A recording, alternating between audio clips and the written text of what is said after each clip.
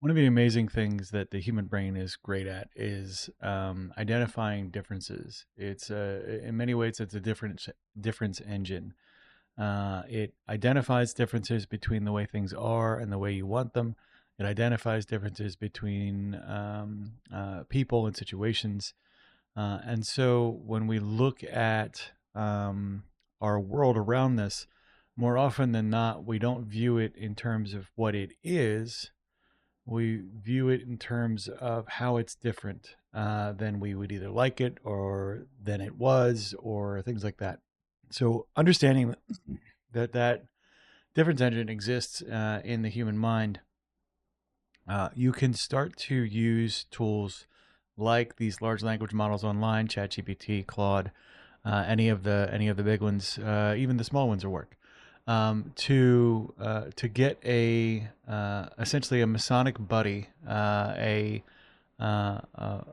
using these large language models to act like the most knowledgeable, the most skilled, the most developed, essentially Freemason, using all of the symbols of the craft to help you when you have identified a difference that you need to understand why it exists. So any difference will work, right? So I think the world should be this way. I don't know why. Can you explain to me in Masonic terms how it's occurred or what I can do to fix it? How do I drive engagement in my lodge? How do I um, because implicit in the question, like how do I drive engagement in my lodge, for example, is that your lodge is disengaged. How do I get healthy? Again, the implication there is that you're not healthy. The difference engine always works, but it tends to ask questions in like a problem solve kind of model. But it's important to use GPT in those situations, particularly where you don't really know what the difference is. You can explain the symptoms, but you can't find the cause. Root cause in these contexts is really useful to help you close some of the gaps, particularly when it comes to your own behavior.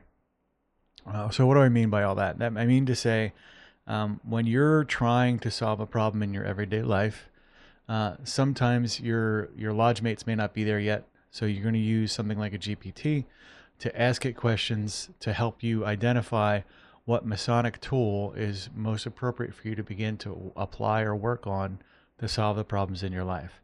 For example, a great sort of idea here is to prompt a GPT on something along the lines of patience.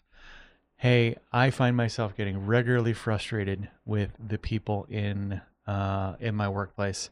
I have no idea what the cause of that frustration is. What I want you to do, GPT, is respond as if you were the best Mason ever, with all of the Masonic information that you would have from a Blue Lodge degrees or from the Scottish Rite or from the York Rite, um, and help me diagnose and troubleshoot why I get so easily frustrated with the people at work. And if you have those conversations, I think you'll find it responds very, very well with Masonic symbols that are appropriate for further exploration. It might say things like, "You seem to be applying the trowel in one direction only," or "You seem to be not acting on the plumb, being upright in all of your dealings.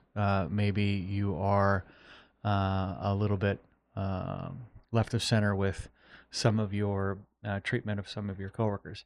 The GPT tools, the large language models like that, will get you there. They will help close some of those gaps. You can use the craft symbols to start having conversations that are a little bit, again, as we spoke in our last episode, a little bit less emotionally charged, a little bit more of a diagnostic for the folks that were looking for that kind of help and support from the craft. So go forth and GPT. Give it a shot. Try it in the context of the challenges you're facing in your life.